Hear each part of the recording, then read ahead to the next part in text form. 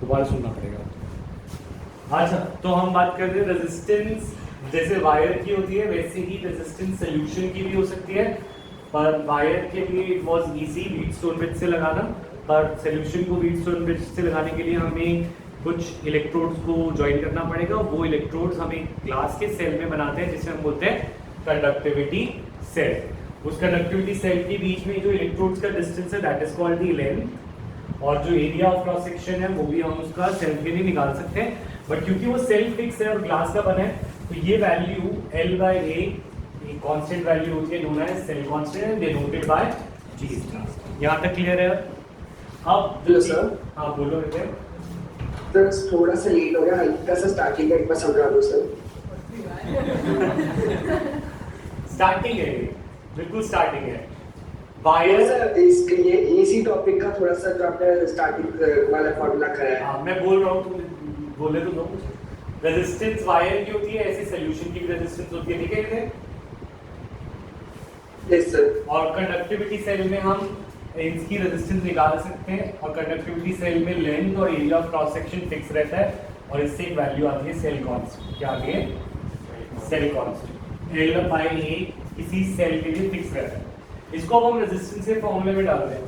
तो रेजिस्टेंस के फॉर्मूले में L/A को मैं डिनोट कर दिया G स्टार से। किससे? G स्टार से। और कंडक्टिविटी क्या होती है? रेजिस्टिविटी का उल्टा। कंडक्टिविटी इज सिंपली, हम केमिस्ट्री में इतना भी लिख लें तो भी बहुत है, फिजिक्स थोड़ी है, तो इनवर्स ऑफ रेजिस्टिविटी। पर हम जानते हैं ये वो बात होगी कि रेजिस्टिविटी मटेरियल की रेजिस्टेंस प्रोवाइड करने की एबिलिटी होती है, और उसी तरीके से कंडक्टिविटी कितना करंट फ्लो हो रहा है उसका एक मेजर है। तो conductivity is inverse of resistivity. तो रेजिस्टिविटी रो होता है, तो रो का इनवर्स, रो को मैं कापा का इनवर्स लिख सकता हूँ। यस और नो एवरीवन?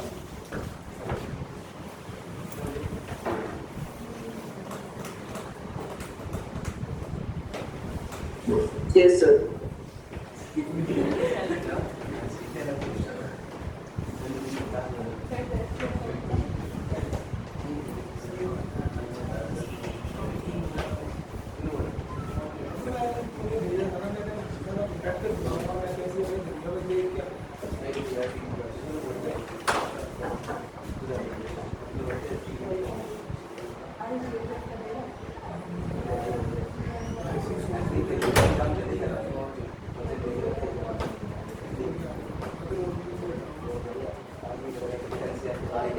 यस। तो रो को 1 कापा लिख दिया, और फिर कापा को रेजिस्टेंस के साथ छोड़कर ये फॉर्मूला हमारा मेन फॉर्मूला है जिससे क्वेश्चन सॉल्व होंगे, that is G star is equal to resistance into kappa. Question कर सकते हैं इसके शुरू, ठीक है? अच्छा, तो बोलते हैं इलेक्ट्रोकेमिस्ट्री, ठीक है? क्वेश्चन लिखे, क्वेश्चन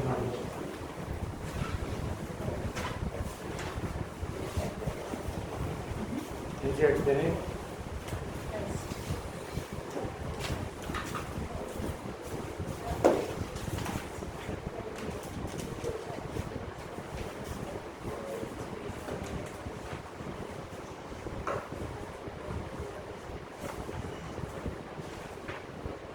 देखो, if resistance of a conductivity cell, if resistance of a conductivity cell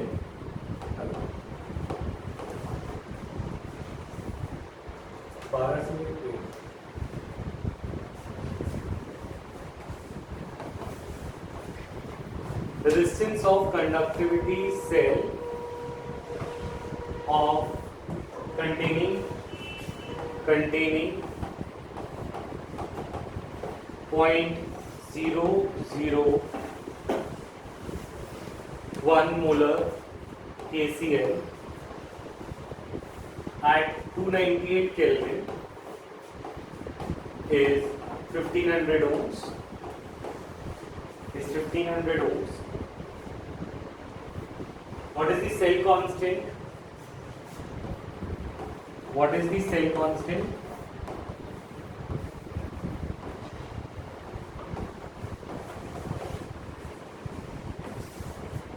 if conductivity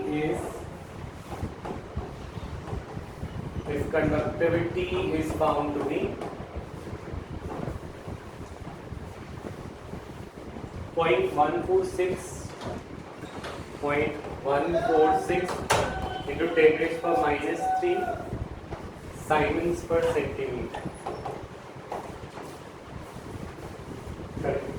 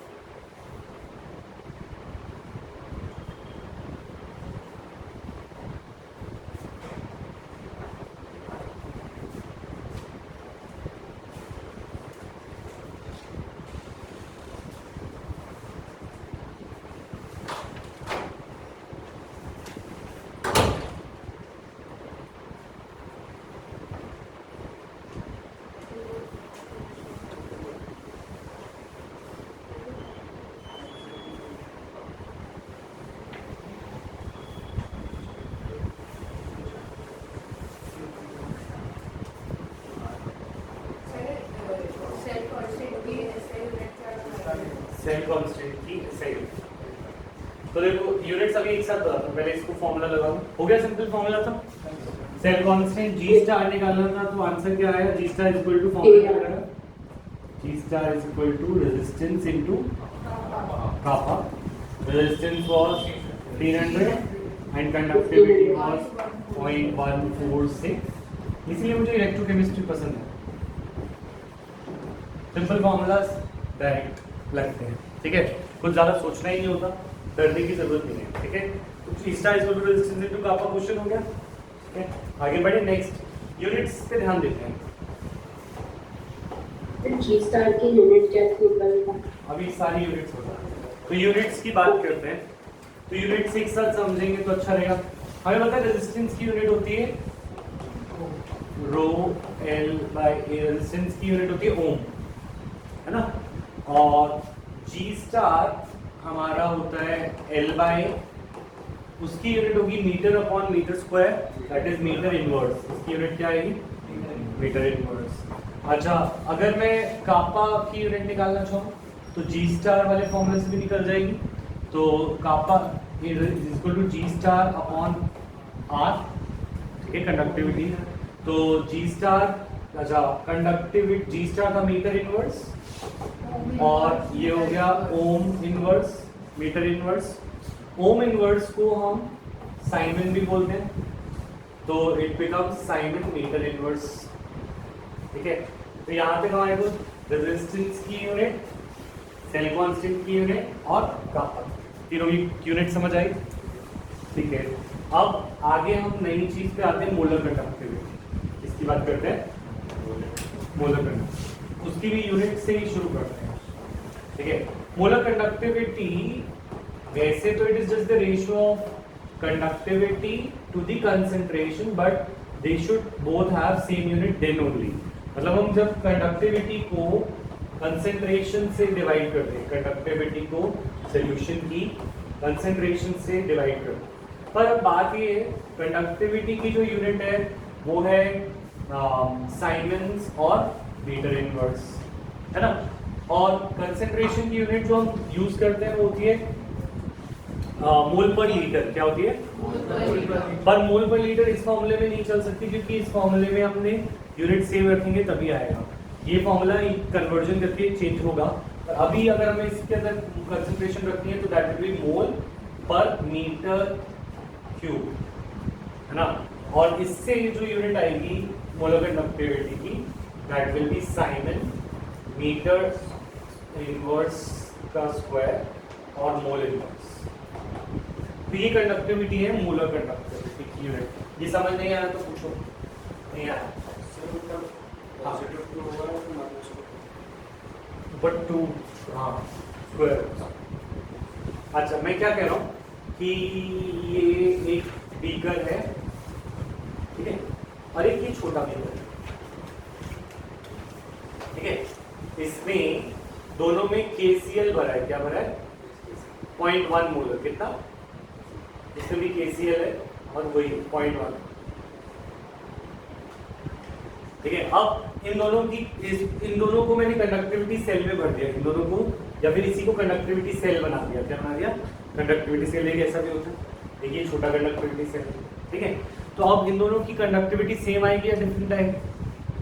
different है, क्योंकि अमाउंट डिफरेंट है। क्या डिफरेंट है? वॉल्यूम डिफरेंट होने से कंडक्टिविटी पे फर्क पड़ेगा, और हम चाह रहे हैं ऐसी कंडक्टिविटी निकालें जिससे वॉल्यूम का इफेक्ट ना पड़े, तो वो कंडक्टिविटी होगी मोलर कंडक्टिविटी। वो क्या होगी? तो मोलर कंडक्टिविटी पे हमारा कंसेंट्रेशन से जब वो डिवाइड हो जाएगा तो हमारा इससे यूनिफॉर्म वैल्यू आएगी, जो कि उसके लिए कांस्टेंट रहेगी, KCl चाहे जितना भी लिया जाए। तो मोलर कंडक्टिविटी की जो वैल्यू है वो कंडक्टिविटी डिवाइड बाय कंसेंट्रेशन है, पर इसमें यूनिट दोनों की सेम होनी चाहिए, क्योंकि ऊपर मीटर है तो नीचे भी वॉल्यूम किसमें होनी चाहिए? मीटर में। तो अगर हम बात करें, कंसेंट्रेशन का फॉर्मूला होता है मोल अपॉन वॉल्यूम, है ना। अच्छा, मोल की यूनिट तो मोल है और वॉल्यूम की यूनिट मीटर क्यूब, तो वो यूनिट मैंने कंसेंट्रेशन की यहाँ डाली, तो मेरे को मिली मोलर कंडक्टिविटी की SI यूनिट। क्लियर है पॉइंट? अब प्रॉब्लम ये है कि मेरा ज्यादातर कंसेंट्रेशन जो क्वेश्चन में गिवन होता है वो मोल पर मीटर क्यूब में नहीं गिवन होता, वो गिवन होता है मोल पर लीटर में। किसमें गिवन होता है? तो हमारे को फॉर्मूला चाहिए जिससे हमारी प्रॉब्लम सॉल्व हो जाए, और वो फॉर्मूला मोलर कंडक्टिविटी के फॉर्मूलाज टू बी यूज्ड। मोलर कंडक्टिविटी को रिप्रेजेंट करते हैं लैम्डा m से, और मोलर कंडक्टिविटी के जो फॉर्मूला टू बी यूज्ड है उसकी बात करते हैं। Molar conductivity lambda m is equal to, और लैम्डा m तुम कौन सी यूनिट में निकाल रहे हो उसके हिसाब से दो फॉर्मूला मैंने तुम्हें याद कराए थे। एक लैम्डा m, अगर तुम siemens metre square mole inverse, siemens metre square mole inverse में निकाल रहे हो यूनिट, और तुम्हें कंसेंट्रेशन गिवन है मोल पर लीटर में, तो तुम यूज करोगे कापा इंटू 1000 इंटू मोलारिटी। और अगर तुम्हें, क्योंकि ये यूनिट बहुत बड़ी है मीटर स्क्वायर, तो यूजुअली हमारा सेंटीमीटर स्क्वायर मोल इनवर्स में आता है, तो उसके लिए हमारे पास फॉर्मूले में थोड़ा सा वेरिएशन है, that is kappa into 1000 by. तो मोलर कंडक्टिविटी के तीन फॉर्मूला हो गए, ये हो गया कापा बाय C, पर ये फॉर्मूला में यूज नहीं होता। किस में यूज नहीं होता? न्यूमेरिकल में यूज नहीं होता। क्यों? क्योंकि यूजुअली हमें मोलैरिटी गिवन होती है, और मोलैरिटी के लिए हमें थोड़ा बहुत कन्वर्जन करना पड़ेगा, और वो कन्वर्जन पे टाइम वेस्ट करने की बजाय तुम्हें ये याद रख लेना है कि वो कन्वर्जन फैक्टर 1000 का है, और मीटर स्क्वायर और सेंटीमीटर स्क्वायर में वो ऊपर नीचे हो जाता है। तो ये हमारे दो फॉर्मूलाज हैं, very important to remember. Question कर सकते हैं इसका, शुरू करें। यस, एवरीवन क्लियर यहाँ तक? हरमन, हृदय, तनीषा, Yes, रानी, Yes, sir. हाँ।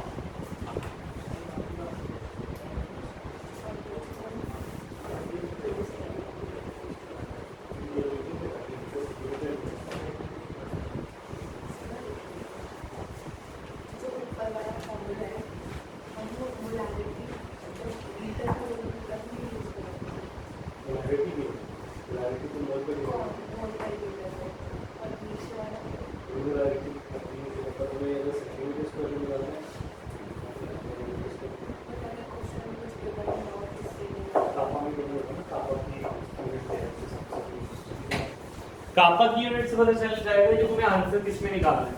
वैसे तो ऐसा यूनिट में निकालना सबसे सही रहेगा, पर अगर कापा सेंटीमीटर में है तो तुम सेंटीमीटर वाला फॉर्मूला लगाओगे, अगर कापा मीटर में है तो मीटर वाला, और सेंटीमीटर में है तो सेंटीमीटर। समझ में आई बात?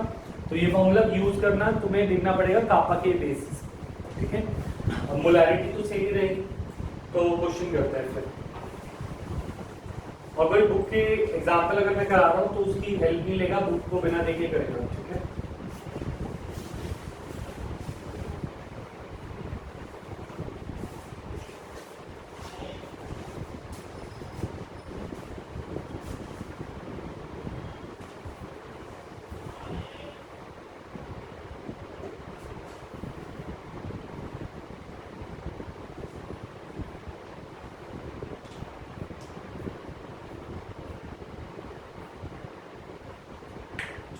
क्वेश्चन से शुरू करते हैं।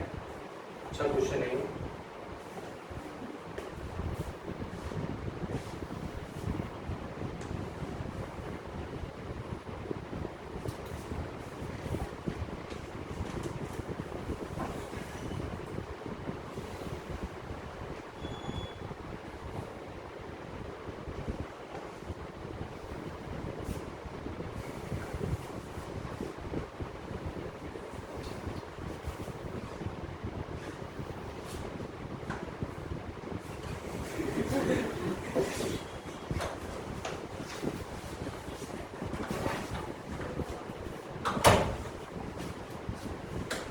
हाँ, करो क्वेश्चन।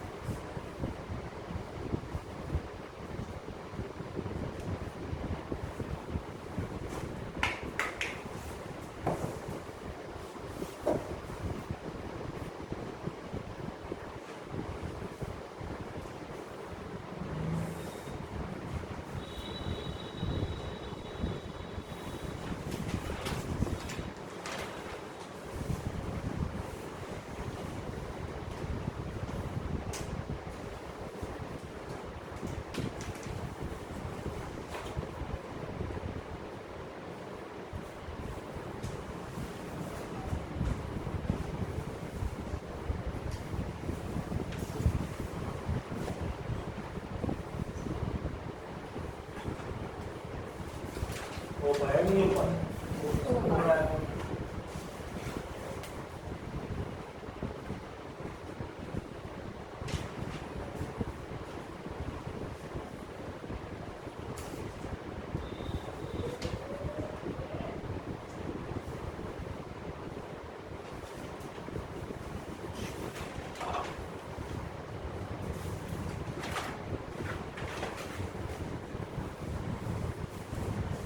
Yes.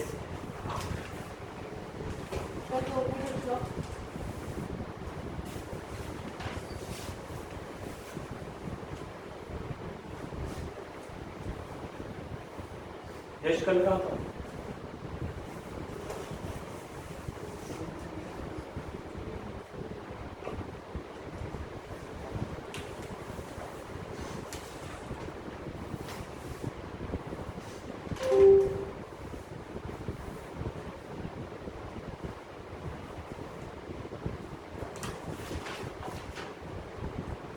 एक इवेंट वगैरह साथ लिखो और फॉर्मूला लिखो। तो हो रहा है।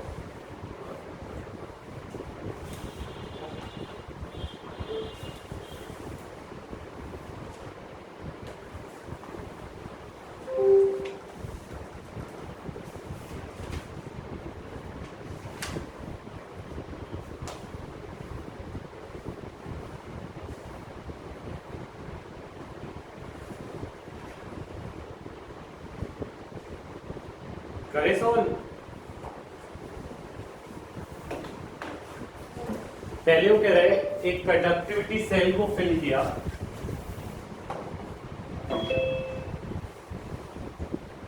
मेरे पहले कंडक्टिविटी सेल को हमने फिल किया है with 0.1 mole per litre KCl। तो हमने क्या फिल किया? 0.1 मोल पर लीटर KCl, राइट। अच्छा, और हमने पाया इस केस में जो रेजिस्टेंस आ रही है इसकी वो कितनी आ रही है? 100 हो। फिर वो कह रहे हैं the same cell is filled with 0.2 mole per litre. तो कह रहे हैं पहले कंसंट्रेशन कितनी गिवन थी 0.1 मोल पर लीटर। फिर केस 2 बन गया ये तो कह रहे फिर हमने जब इसे भरा 0.02 मोल पर लीटर से तो रेजिस्टेंस क्या आई 5.2। तो एक तो दो केसेस बन गए, यहाँ तक तो समझ आ रहा है। फिर वो कह रहा है कि कंडक्टिविटी एंड मोलर कंडक्टिविटी निकालनी है ऑफ 0.02। तो हमें इसकी निकालनी है कापा और लैम्डा। अगर conductivity of 0.14 mole per litre is 0.1.29 Simon पर मीटर, ठीक है ना। तो अब हमें पता है कि जब भी कोई केसेस चेंज होगी पर एक चीज कांस्टेंट रहेगी, वो है सेल कांस्टेंट। क्या सेल कांस्टेंट रहेगा। तो जी स्टार सबसे पहले निकालना चाहिए। G star is equal to resistance into kappa, वो है 129 मीटर इक्वल्स। उसको फिर हम दूसरे केस में डाल देते हैं। हम G star is equal to resistance into kappa में से kappa is equal to G star upon R। G star हमारा 129 और रेजिस्टेंस कितनी है 520 0.24। ये क्या आया साइन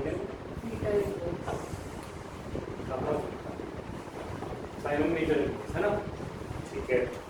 और अब हमें निकालनी है मोलर कंडक्टिविटी। तो मीटर इनवर्स में कापा, तो मोलर कंडक्टिविटी के लिए फॉर्मूला क्या रखूं कापा 1000 इनटू पोलैरिटी।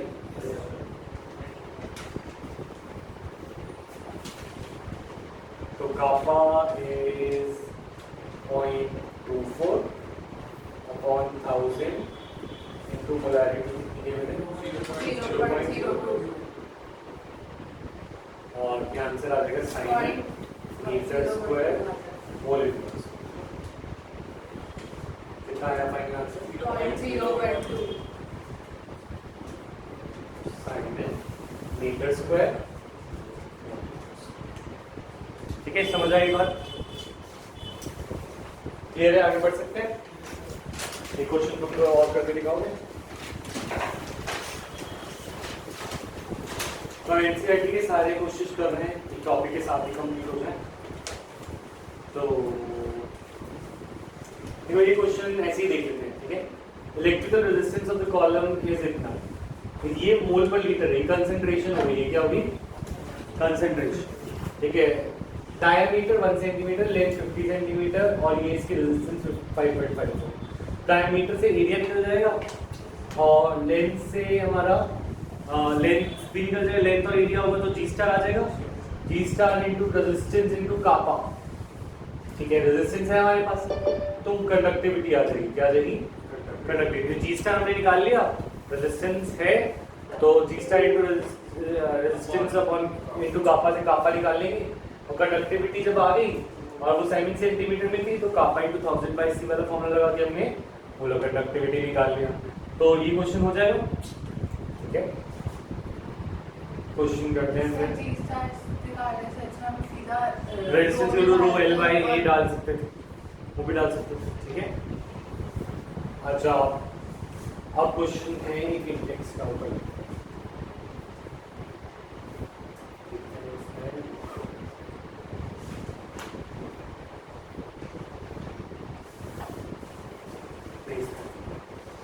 तो हमारा टॉपिक है थ्योरेटिकल, वो है इंपॉर्टेंट भी, वो है variation of molar conductivity and conductivity with on dilution. तो ये टॉपिक वेरी इंपॉर्टेंट है, ठीक है। तो वेरिएशन ऑफ कंडक्टिविटी, सर एक सेकंड लास्ट स्लाइड दिखाना।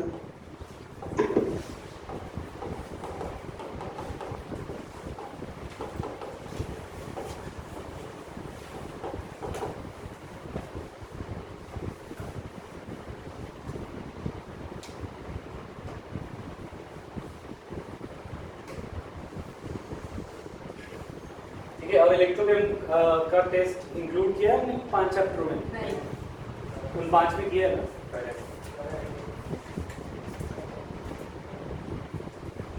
करा तो नेक्स्ट पे चले। Done sir. कल इलेक्ट्रोकेम का इंडिविजुअल लोगे नहीं, पर इलेक्ट्रोलाइसिस करेंगे कल होगा ना। संडे को वो कंबाइंड है ना। कोऑर्डिनेशन एंड डीएफ पे चल रहे हो भी तुम, चैप्टर वाइज कर रहे हो अपना कंप्लीट, ठीक है।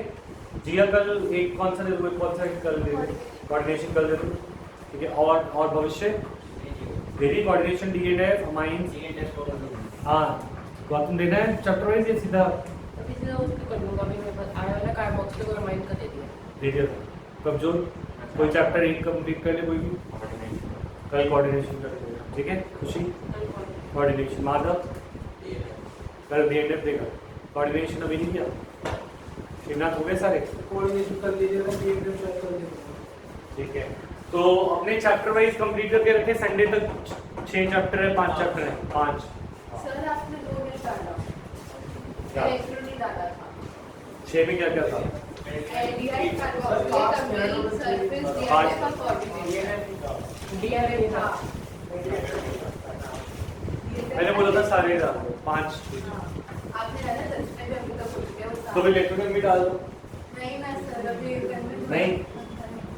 अच्छा चलो ठीक है। Variation of conductivity with dilution. अच्छा देखो, on dilution number of ions decreases. On dilution जब हम किसी भी चीज को डाइल्यूट करते हैं तो उसमें आयंस कम हो जाएंगे, पानी ज्यादा हो जाएगा, ठीक है। As the number of ions decreases, number of ions decrease, so conductivity decreases, so conductivity decreases.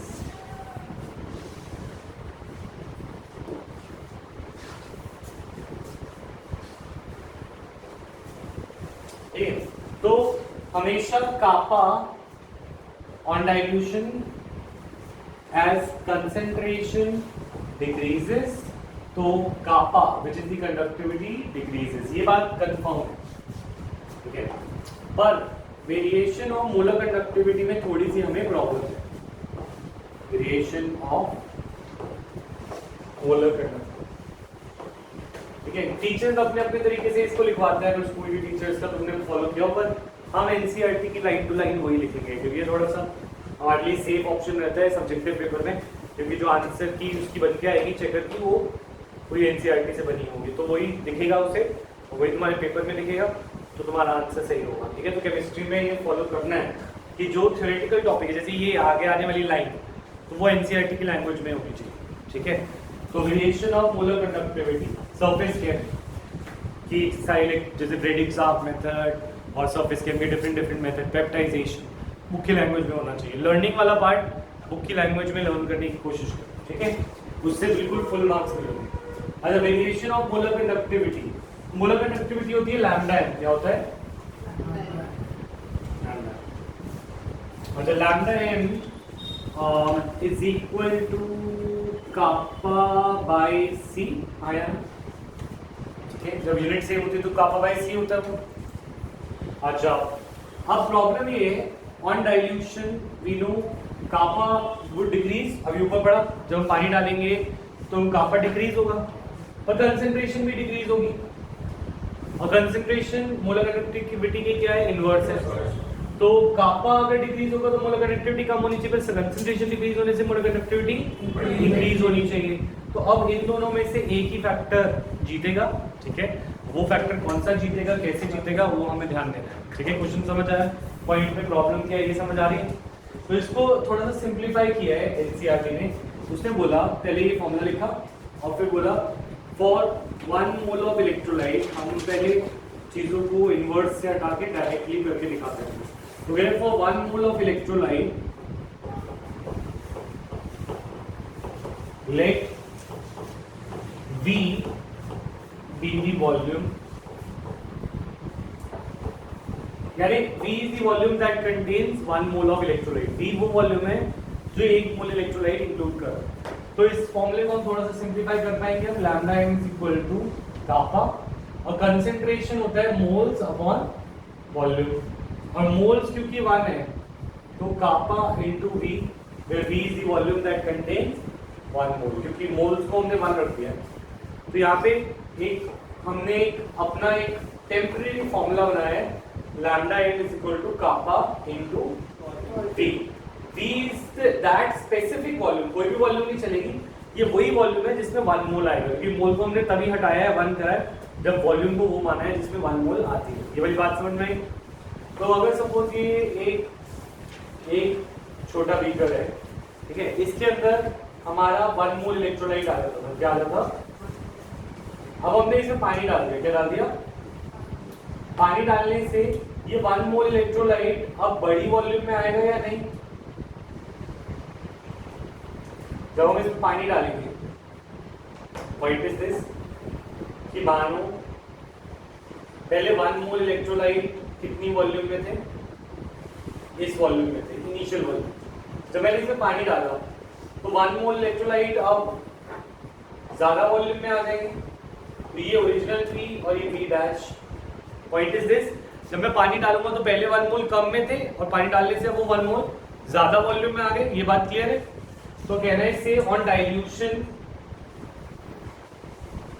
Dilution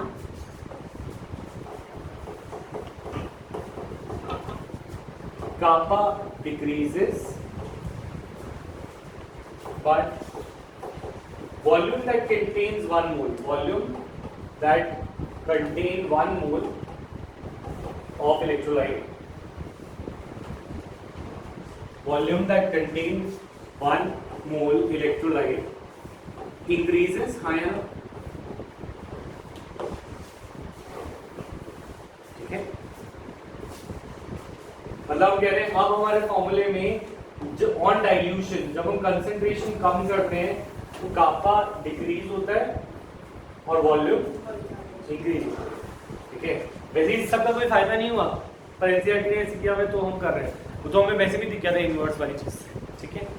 तो अब हमने ये बोला है इट हैज बीन ऑब्जर्व। अब जब दो चीजें ऑपोजिट चल रही है तो हमें एक्सपेरिमेंटली उसको चेक करना पड़ेगा। It has been observed that effect decrease in kappa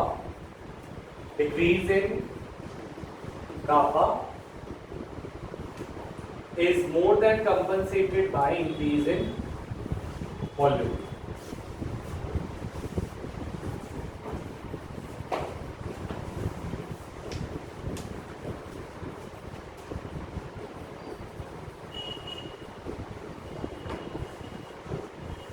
So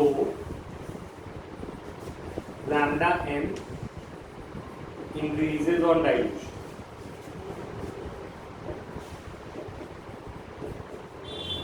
So lambda n increases on dilution.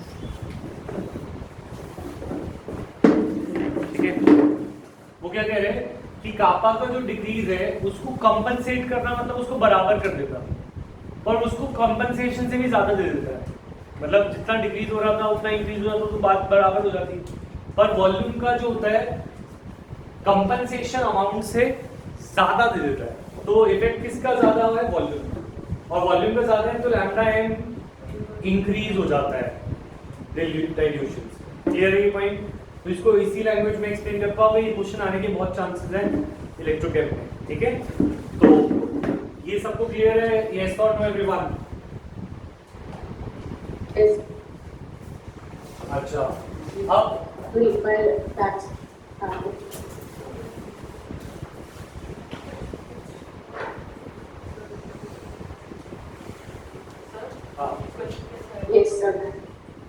explain the variation of molar conductivity with concentration या dilution, ठीक है? What is the effect of what is the effect on molar conductivity of dilution, ठीक है?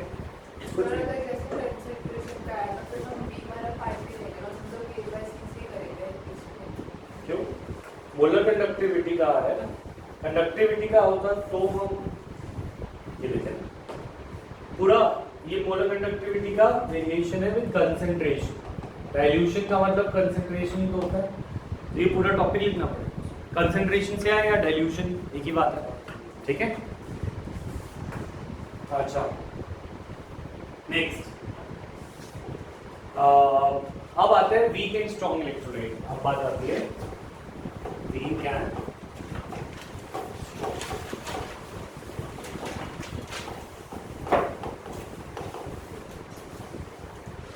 इनकी molar conductivity की बात कर रहे हैं। क्या बात कर रहे हैं? पहले तुम्हें याद दिला दूं, वीक इलेक्ट्रोलाइट वो होते हैं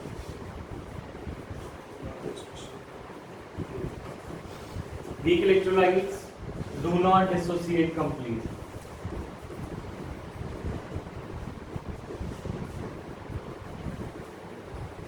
ये पूरे डिसोसिएट नहीं होते। फॉर एग्जाम्पल CH3COOH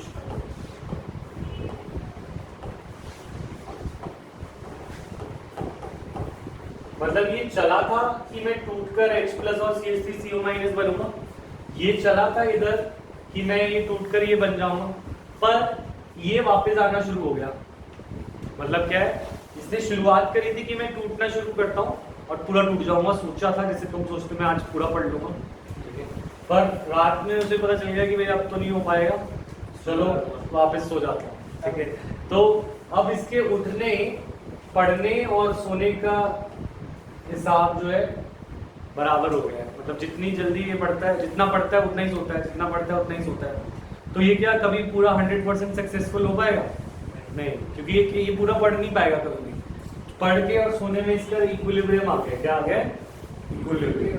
तो ये जितना परसेंट पढ़ता है एक दिन में उतना ही पढ़ पाएगा, क्योंकि अगर ये 30% पढ़ता है तो बाकी 30% ही सोता भी है, तो ये 30 से कभी आगे बढ़ ही नहीं पाएगा। ये इसने 30 मोल ब्रेक, 0.1 मोल टूटा और 0.1 मोल वापस आ गया, 0.1 मोल टूटा फिर 0.1 मोल वापस आ गया। तो इस प्रोसेस में उसका इक्विलिब्रियम आने की वजह से कभी भी ये ज़्यादा टूट ही नहीं पाता। इनफैक्ट 99% इसका कोर्स रह ही जाता है। तो इसका 99% ये अनडिसोसिएटेड रहता है। कैसा रहता है? और सिर्फ 1% ये किसमें रहता है? लेस देन 1% के अराउंड ये डिसोसिएट हो पाते हैं यूजुअली। ठीक है, क्लियर है पॉइंट?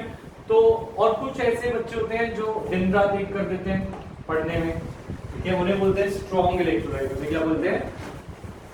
Strong electrolyte. इन्होंने जब ठान लिया कि भाई आज तो पढ़ना है, तो ये पीछे सोचता ही नहीं, सोने का ऑप्शन ही नहीं आता।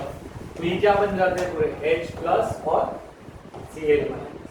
तो ये 100% डिसोसिएशन दिखाते हैं, इसमें इक्विलिब्रियम आता ही नहीं है। ठीक है, क्लियर है पॉइंट?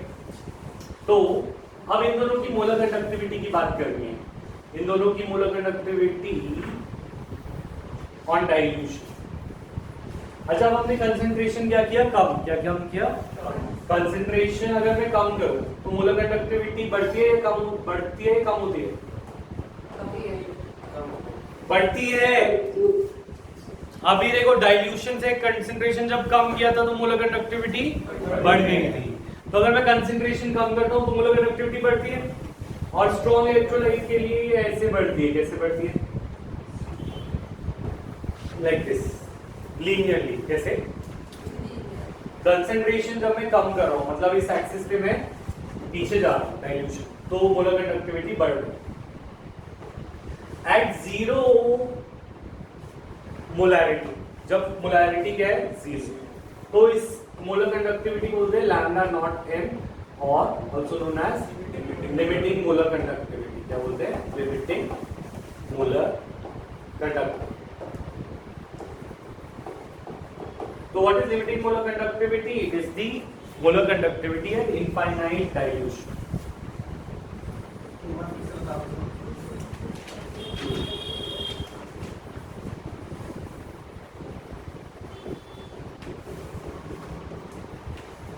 मतलब क्या है?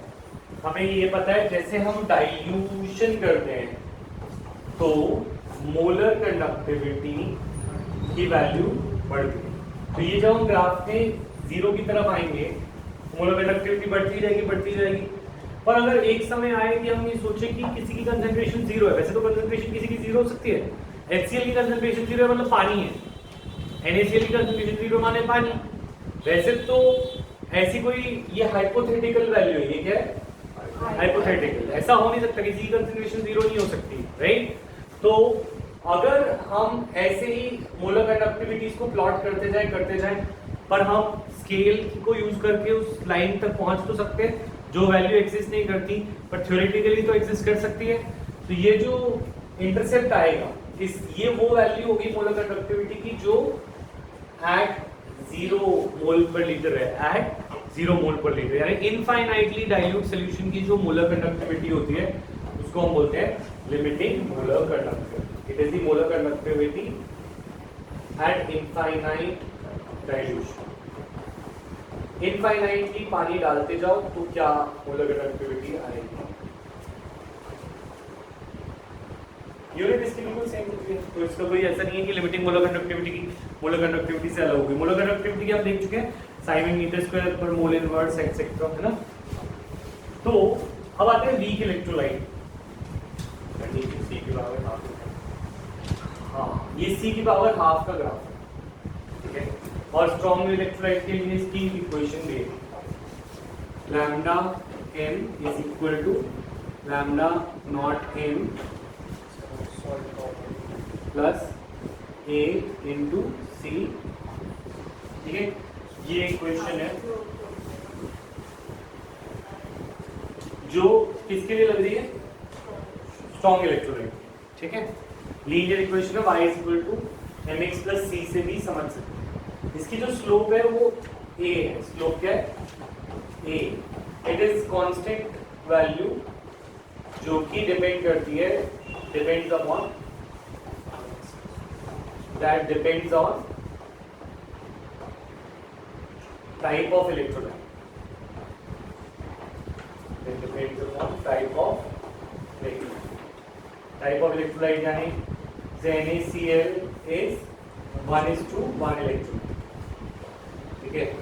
MgCl2 is 2:1 electrolyte, माने इसका चार्ज के हिसाब से इसको डिवाइड, और AlCl3 3:1 इलेक्ट्रॉन। तो KCl का और A किससे सिमिलर होगा, KCl 1:1 है तो उसका सेम किससे होगा, ठीक है। और अगर हम बात करें CaCl2 का किससे सेम होगा, MgCl। समझ में आ रही है बात। जो इलेक्ट्रोलाइट का टाइप होता है उसके बेसिस पे A की वैल्यू सेम होती है, जो सेम टाइप के होते हैं उनकी A वैल्यू सेम आती है। क्लियर है भाई, क्या आती है वैल्यू नहीं दे रखी हमें, पर सेम आती है, ये बताया, ठीक है। इसको हम कोऑर्डिनेशन पे भी डिवाइड कर सकते हैं। तो मैं 2-4 कॉम्प्लेक्स दे दूंगा, मैं बोलूं कि बोलो इसमें इसकी वैल्यू किससे सिमिलर है, ठीक है। CONH3 होल 6 और Cl3, ठीक है। तो तुम मुझे बताओ इसकी इनमें से किससे सिमिलर आएगी, AlCl। कैसे पता चला, क्योंकि ये 4 आएगा, 3 इसके ऊपर चार्ज होगा और 1 इस पे, तो 3:1 इलेक्ट्रोलाइट किससे सिमिलर आएगा, AlCl। समझ आई बात। अच्छा, अब हम बात कर रहे थे वीक इलेक्ट्रोलाइट के ग्राफ। अच्छा, वीक इलेक्ट्रोलाइट का जो ग्राफ होता है, वीक इलेक्ट्रोलाइट का ग्राफ में हमने देखा यही ग्राफ बनाने की कोशिश कर रहे हैं, बट वीक इलेक्ट्रोलाइट, तो उसमें भी डाइल्यूशन पे मोलर कंडक्टिविटी इंक्रीज होती है, मोलर कंडक्टिविटी डाइल्यूशन में इंक्रीज होती है। पर जब हम उसको ग्राफ को बनाते हैं तो हमें समझ आ जाता है कि वो ग्राफ कभी भी वाई एक्सिस पे मीट नहीं करेगा, तो वो पैरेलल हो जाता है। तो that means of weak electrolytes molar conductivity increases steeply with dilution. Lambda m for weak electrolytes यानी CH3COH की तरह, lambda m for weak electrolytes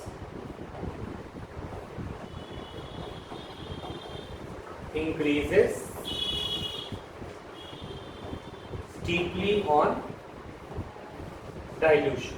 Increases steeply on dilution, मतलब पानी डालने पे इनकी मोलर कंडक्टिविटी अचानक से बढ़ती है, ठीक है। अब क्यों बढ़ती है उसका भी एक्सप्लेनेशन चाहिए, क्वेश्चन ये भी आ सकता है, why molar conductivity of weak electrolyte increases steeply on dilution. मुझे बताओ मोलर कंडक्टिविटी वीक इलेक्ट्रोलाइट्स वो सोने वाले बच्चे थे या जो नहीं सोते थे, वो जो सोने वाले थे, जिनसे ज्यादा काम नहीं हो पा रहा था, वो वीक इलेक्ट्रोलाइट थे। याद आ रही है बात। तो अब बात ये है कि तुम सोने वाले बच्चे हो और तुम पढ़ना चाहते नहीं, तुम सोना चाहते हो, तो तुम्हें जगा कैसे सकते हैं, पानी डाल। तो अगर तुम उसके अंदर पानी डालोगे तो ये इक्विलिब्रियम आगे की तरफ शिफ्ट हो जाता है। किधर शिफ्ट हो जाता है? आगे की तरफ। मतलब जितना पानी डालोगे, तुम्हारे पेरेंट्स ने अब सोच लिया है कि अब तुम्हें जगाना है, तो वो तुम्हारे ऊपर क्या डाल देते हैं?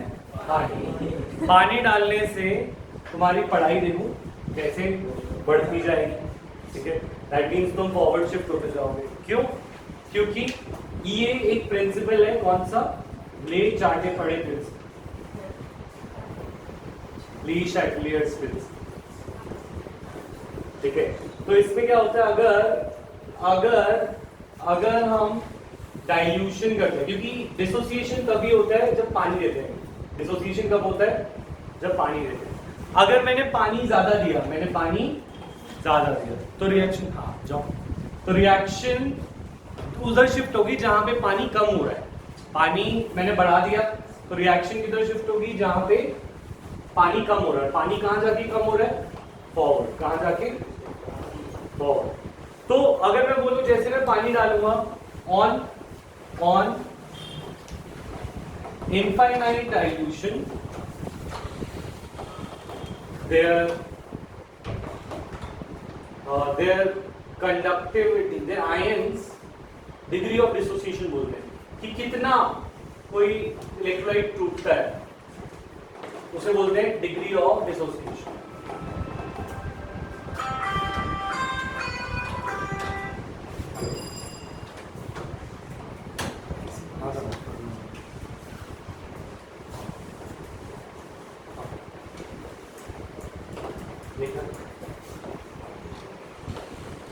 ऑन इनफाइनाइट डाइल्यूशन, जैसे ही पानी डालते हैं, पानी डालने से ये आयंस का टूटने का अमाउंट को हम बोलते हैं डिग्री ऑफ डिसोसिएशन। क्या बोलते हैं? जितना ये पहले टूट रहा था, सपोज ये पहले 1% टूट रहा था, 99% क्या था? अनडिसोसिएटेड, तो इसका डिग्री ऑफ डिसोसिएशन था 0.01। क्या था? जब वो 99% अनडिसोसिएटेड था तो ओनली 1% डिसोसिएट होता, तो डिग्री ऑफ डिसोसिएशन कितनी थी? 0.01।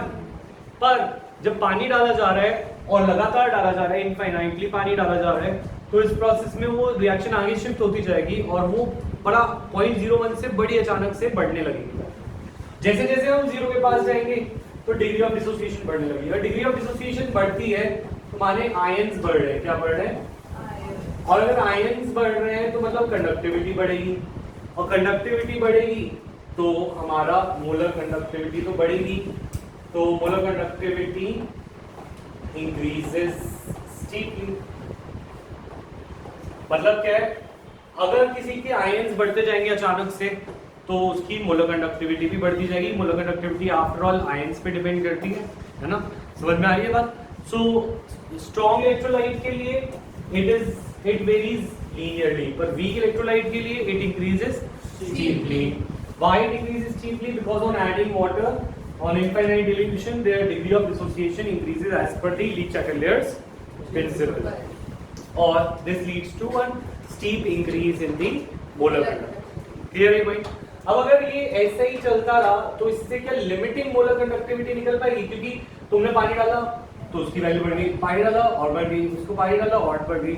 पानी जैसे डालते जाओगे तो मोलर कंडक्टिविटी की वैल्यू बढ़ती जाएगी और कभी भी वो 0 को टच ही नहीं कर पाएगा। हम देख ही नहीं पाएंगे कि लिमिटिंग मोलर कंडक्टिविटी कितनी आ रही है। ये ग्राफ कभी y इंटरसेप्ट पे टच ही नहीं करेगा। तो for finding lambda naught n for weak electrolyte we need a law known as Kohlrausch law, जिसको हम कल ही करेंगे, मुझे तुम्हारी शक्ल से पता लग रहा है। For finding lambda naught n for weak electrolytes, we cannot do it from graph, so we need Fulrausch.